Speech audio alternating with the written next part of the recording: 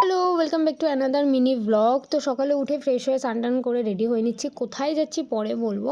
তো রেডি হয়ে সবার ফার্স্টে চলে গেলাম বাড়ির সামনের পেট শপটায়। কিছু মেডিসিন নেওয়া রয়েছে কিছু বাচ্চাদের জন্য, সেগুলোই নিতে গেছি। এবার বলি কোথায় এসেছি, আমার একটা ফ্রেন্ডের বাড়িতে মতুয়া উৎসবের ইনভিটেশন ছিল, তো আমরা সেখানেই গেছিলাম দুপুরের খাওয়া দাওয়ার জন্য।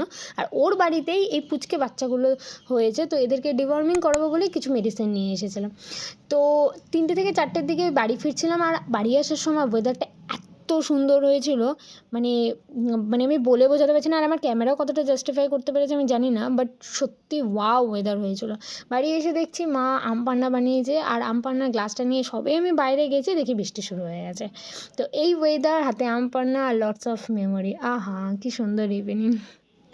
যাই হোক, তারপর বিকেলের দিকে, বিকেল না ওই সন্ধ্যে 7:30 8টার দিকে বেরিয়েছিলাম একটু ক্যাফে যাবো বলে। আমার একটা ফ্রেন্ড বাইরে শিফট করছে, মানে ও চাকরি পেয়েছে, তো বাইরে চলে যাচ্ছে কিছুদিন পর, তাই ওর সাথে একটু টাইম স্পেন্ড করবো, একটু দেখা করে কথা বলবো বলে বাইরে গেছিলাম। আর একদম লাইট অর্ডার করেছিলাম আমরা, যেহেতু দুপুরে আমরা অনেকটা লেটে খেয়েছি।